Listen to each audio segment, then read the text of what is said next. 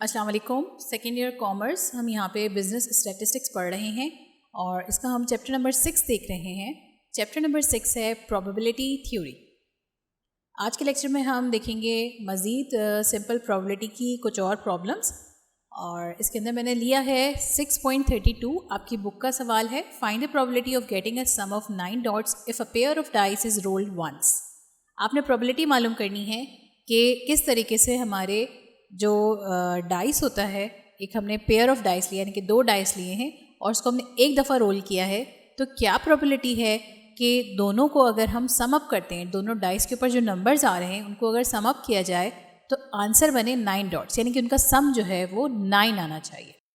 इसके अंदर हम स्टार्ट लेते हैं, वही काम करेंगे। पहले हम इसकी सैम्पल स्पेस तैयार करेंगे और आपको पिछली दफ़ा एक फॉर्मूले के ज़रिए बताया गया था कि हमारे पास जैसे हम कॉइन की बात करते हैं तो उसके अंदर 2 साइड्स होती हैं। इसी तरीके से जब हम बात करेंगे डाइस की, तो डाइस की 6 साइड्स होती हैं। तो 6 साइड्स होती हैं, इसका मतलब हम 6 को लगाएंगे बेस की जगह पे और इसकी पावर लगा देंगे 2। क्यों लगा रहे हैं? क्योंकि यहाँ पे कहा गया है पेयर ऑफ डाइस, यानी कि 2 डाइस हैं यहाँ पे। तो 6 की पावर 2 अगर आप करते हैं तो 6 6 36 हो जाता है। यहाँ पे मैं सैम्पल स्पेस तैयार कर लूँगी और वही 36 के ऊपर बेस करेगी ये सैम्पल स्पेस। इसके अंदर आप देख रहे हैं कि मैंने 1 1 1 2 1 3 1 4 1 5 1 6 तक लिखा, ठीक है। तो इसका क्या मकसद है? इस में सवाल में कहा गया है कि 2 डाइस हैं, ठीक है। तो हम अज्यूम करते हैं कि नंबर 1 डाइस के ऊपर भी 1 आया और नंबर 2 डाइस के ऊपर भी 1 आया। सेकेंड फिर हमने कहा कि 1 और 2, फिर हमने कहा थर्ड टाइम में हमने इसके चांसेस लिखे कि 1 और 3 आ सकता है, 1 और 4 आ सकता है, 1 और 5 आ सकता है, 1 और 6 आ सकता है। तो ये सारे हमने चांसेस लिख रहे हैं कि क्या क्या आउटकम्स हमें मिल सकते हैं। सैम्पल स्पेस में यही काम करना होता है, हमने जितने भी नंबर ऑफ आउटकम्स जो हैं एक्सपेक्टेड होते हैं वो सारे के सारे हमने लिख देने होते हैं। सेम इसी तरीके से मैंने 2 1 2 2 2 3 2 4 2 5 2 6 किया। फिर 3 के साथ भी यही करेंगे, 3 1 3 2 3 3 3 4 3 5 3 6। फिर 4 1 4 2 4 3 4 4 4 5 4 6। फिर 5 1 5 2 5 3 5 4 5 5 और 5 6। लास्ट में मैंने फिर 6 1 6 2 6 3 6 4 6 6, क्योंकि हमारे डाइस के अंदर 6 तक नंबर्स होते हैं तो हमने कंप्लीट यहाँ पे तैयार कर लिया अपना दोनों डाइसेस को 6 6 तक। ये सैम्पल स्पेस हो गई हमारी। अब इसके अंदर से हम जो हमसे कहा गया है कि 9 डॉट्स निकालने हैं, ये एक इवेंट तैयार कर लेते हैं। Let A be the event of getting a sum of 9 dots. तो उस हिसाब से क्या हो जाएगा, हमने अपनी सैम्पल स्पेस को देखना है कि जहाँ जहाँ पे भी हमारे पास 9 का फिगर आ रहा है, यानी कि 2 नंबर्स को ऐड करके 9 बन रहा है, उन सब चीज़ों को हमने यहाँ पे अपने पास लिख लेना है। इसके अंदर अगर देखा जाए तो सबसे पहले हमारे पास 3 और 6 है, जिसका अगर सम अप किया जाए दोनों को तो हम 3 + 6 9 हो जाता है। इसी तरीके से फिर हम आगे नेक्स्ट लाइन पे आते हैं तो 4 और 5 है, इन दोनों को अगर प्लस किया जाए तो फिर हमारे पास सम आ जाता है 9 का। फिर नेक्स्ट अगर देखा जाए तो 5 और 4 है, जिनको अगर आपस में ऐड करें तो 9 बनता है। और फिर लास्ट में हमारे पास 6 और 3 है, इन दोनों को भी अगर प्लस करें तो हमारे पास 9 बनता है।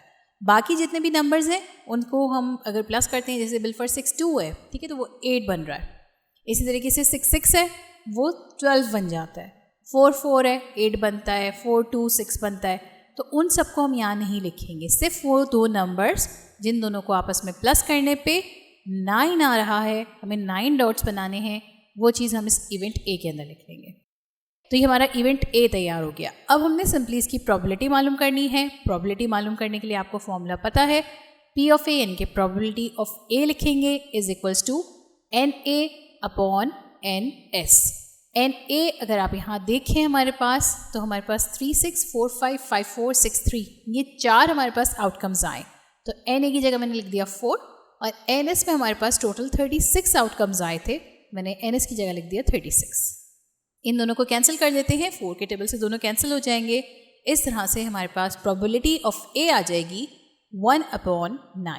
इसके अंदर बेसिक जो सवाल को कराने का मकसद ये था कि आपको बताया जा सके कि अगर पेयर ऑफ डाइस होगा तो किस तरीके से उसकी सैम्पल स्पेस निकाली जाएगी, ठीक है। ये आपने एक माइंड में बना लेना है, आपने एक तैयार कर लेना है कि जब भी एक से ज़्यादा डाइस की बात हो रही है तो सैम्पल स्पेस उसकी 36 बनेगी। एक डाइस की बात हो रही है तो सैम्पल स्पेस उसमें 6 आउटकम्स आएंगे। अब इसके बाद नेक्स्ट मैंने यहाँ पे लिया है 6.37 और इसमें कह रहे हैं कि अ box contains 5 blue and 8 green balls. If 2 balls are selected at random from this box what is the probability that they are. अच्छा, यहाँ पे रुक गई हूँ मैं अभी, और इसके अंदर पहले सवाल को समझ लेते हैं फिर मज़ीद कंटिन्यू करते हैं। एक बॉक्स है जिसके अंदर 5 ब्लू बॉल्स हैं और 8 ग्रीन बॉल्स हैं। अगर इन दोनों को प्लस कर लें तो बन जाती है टोटल 13 बॉल्स। ठीक है, एक बॉक्स के अंदर है। इफ़ 2 बॉल्स आर सिलेक्टेड, अगर हम 2 बॉल्स निकालते हैं एट रैंडम, हम रैंडमली निकाल रहे हैं, कोई खास सिलेक्शन करके नहीं निकाल रहे, फ्रॉम दिस बॉक्स, इस बॉक्स के अंदर से, what's the probability that they are, तो क्या प्रोबेबिलिटी है कि हमारे पास जो रिजल्ट आए उसके अंदर फर्स्ट पार्ट इसके अंदर दिया है दोनों की दोनों ब्लू हों, बोथ ब्लू। सेकंड इसमें कहा गया है बोथ ग्रीन, दोनों की दोनों बॉल्स जो हैं वो निकाली जो जाएं वो ग्रीन हो, क्योंकि हमने 2 बॉल्स निकालनी है। थर्ड इसमें कहा गया है कि एक ब्लू निकले और एक ग्रीन निकले। अब ये 3 केसेस दिए गए हैं, इन तीनों केसेस को हमने सेपरेटली सॉल्व करना है। 2 balls can be selected out of 13 balls. किस तरह से हम कर सकते हैं इसको सिलेक्ट, तो इसके लिए सिंपली हमने 13 टोटल नंबर था और 2 बॉल्स हमने रखनी थी। ठीक है, 2 हम निकाल रहे हैं क्योंकि, तो इसको फॉर्मूले के अंदर कॉम्बिनेशन वाला फॉर्मूला जो हमने यूज़ किया था सेम वही फॉर्मूला यहाँ पे अप्लाई कर रहे हैं। n फैक्टोरियल यानी कि 13 का factorial divided by r factorial, r factorial होता है 2 फैक्टोरियल यानी कि, और n माइनस r यानी कि 13 माइनस 2 का होल फैक्टोरियल। 13 माइनस 2 अगर आप करें तो 13 गया 12 गया 11 फैक्टोरियल बचता है। इन दोनों को अगर आप डिवाइड कर लें, 11 फैक्टोरियल ऊपर लेंगे नीचे लेंगे, फिर 13 मल्टीप्लाई बाय 12। मैंने थोड़ा सा डायरेक्ट यहाँ पे किया है, इसका आंसर आप लोग अपने कैलकुलेटर पे करके देखिएगा तो 78 वेज आ जाएंगे। यानी कि इसका मतलब ये हुआ कि हमारे पास 78 वेज है कि हम 13 बॉल्स में से 2 को इसी बॉल्स निकाल सकें। अभी हमने बात नहीं की है कि ब्लू बॉल निकली है या ग्रीन बॉल निकली है, ये एक हमने यहाँ पे सैम्पल स्पेस तैयार कर लिए कि 13 बॉल्स में से अगर 2 बॉल्स निकलेंगी तो उनके नंबर ऑफ वेज निकालने के हो जाएंगे 78। ठीक है, तो ये चीज़ आ गई हमारी NS। अब हम आ जाते हैं अपने सवाल के पहले पार्ट के अंदर, यानी कि हमने दोनों ब्लू बॉल्स निकाल ली हैं। ठीक है, let A is equals to all 2 balls are blue. हमने एक इवेंट A बना दिया जिसमें कहा गया कि दोनों बॉल्स जो विदड्रॉ की जाएंगी वो ब्लू कलर की होंगी। तो हम कह सकते हैं कि 2 balls can be selected out of 5 blue balls, क्योंकि 5 ब्लू बॉल्स थी उसमें से हमने 2 ब्लू बॉल्स निकाल लिए हैं। इस तरह से हमारे पास n हो जाएगा 5 और r हो जाएगा 2। अब इसी चीज़ को हम कॉम्बिनेशन के फॉर्मूले में रख लेंगे, यानी कि n फैक्टोरियल 5 फैक्टोरियल हो जाएगा। इसको डिवाइड कर दिया हमने r फैक्टोरियल यानी कि 2 फैक्टोरियल और n माइनस r यानी कि 5 माइनस 2 का होल फैक्टोरियल। 5 माइनस 2 अगर आप करें तो 5 माइनस 2 बनता है 3 फैक्टोरियल। हम ऊपर वाले 5 फैक्टोरियल को भी 3 फैक्टोरियल तक ओपन कर लेते हैं ताकि नीचे ऊपर कैंसिल हो जाए, और इसके बाद फिर 2 फैक्टोरियल हमारे पास आ जाएगा। 2 फैक्टोरियल को आप डायरेक्टली लिख सकते हैं, 2 इंटू 1 2 हो जाएगा, और 5 माइनस 2 फैक्टोरियल 3 फैक्टोरियल हो जाएगा। 3 फैक्टोरियल से 3 फैक्टोरियल को हमने यहाँ पे कैंसिल कर दिया। 5 इंटू 4 हमारे पास आंसर आ जाएगा 20।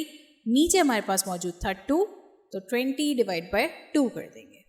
इस तरीके से हमने यहाँ पे एक कॉम्बिनेशन तैयार किया कि अगर 5 ब्लू बॉल्स हैं उसमें से हमने 2 ब्लू बॉल्स निकालनी हैं तो उसके 10 वेज हो सकते हैं निकालने के। तो नंबर ऑफ आउटकम्स NA हमारे पास आ गए 10। प्रोबेबिलिटी ऑफ A रखा हमने, NA अपॉन NS कर देंगे। NA हमारे पास आ गया था 10 और NS आप लोगों ने अभी ऊपर देखा था कि हमारे पास आ चुका था 78। तो वो चीज़ मैंने यहाँ पे लिख दी। इसके बाद इन दोनों को अगर आप डिवाइड कर लें तो हमारे पास प्रोबेबिलिटी जो है वो आ जाएगी 5/39। ये इसका हमने फर्स्ट पार्ट सॉल्व कर लिया। अब हम सेकंड पार्ट पे आ गए, बोथ ग्रीन बॉल्स। अगर हमने दोनों ग्रीन बॉल्स निकालनी हैं तो हम इसका इवेंट तैयार कर लेते हैं। Let B is event is equals to all 2 balls are green. 2 balls can be selected out of 8 green balls is. किस तरह से हम सिलेक्ट कर सकते हैं, हमने n की जगह लिख लेना है 8 और r की जगह ले लेना है 2। ठीक है, फॉर्मूले के अंदर अप्लाई करते हैं इसको। हमने कॉम्बिनेशन का फॉर्मूला ले लिया। इसमें आ जाएगा सबसे पहले n फैक्टोरियल यानी कि 8 का फैक्टोरियल, और इसको हम डिवाइड कर देते हैं r फैक्टोरियल यानी कि 2 फैक्टोरियल, और n माइनस r यानी कि 8 माइनस 2 का होल फैक्टोरियल आ जाएगा। अब इसको 8 माइनस 2 अगर आप करें तो 8 माइनस 2 में हमारे पास आ जाएगा 6 फैक्टोरियल। तो मैं ऊपर वाली टर्म को 6 फैक्टोरियल तक ओपन कर लेती हूँ ताकि नीचे ऊपर हम आपस में कैंसिल कर सकें। 2 फैक्टोरियल की जगह आ जाएगा 2 और नीचे आ गया 6 फैक्टोरियल। 6 फैक्टोरियल से 6 फैक्टोरियल को हम कैंसिल कर सकते हैं इस स्टेज पे। मैंने यहाँ पे कैंसिल कर दिया है। अब 8 मल्टीप्लाई बाय 7 कर लें आप तो हमारे पास आंसर आ जाएगा 56 और डिवाइड में था 2। इन दोनों को अगर आप डिवाइड कर लेते हैं तो हमारे पास आंसर आ जाएगा 28, यानी कि 28 वेज जो है हमारे पास हो जाएंगे इस कॉम्बिनेशन को तैयार करने के। तो हम यहाँ पे कह सकते हैं कि then outcomes in B is equals to N B is equals to 28। अब हम इसको प्रोबेबिलिटी में फाइंड आउट कर लेते हैं, पी बी मालूम कर लेते हैं, और इसमें पी बी मालूम करने के लिए हम N B upon N S कर देंगे।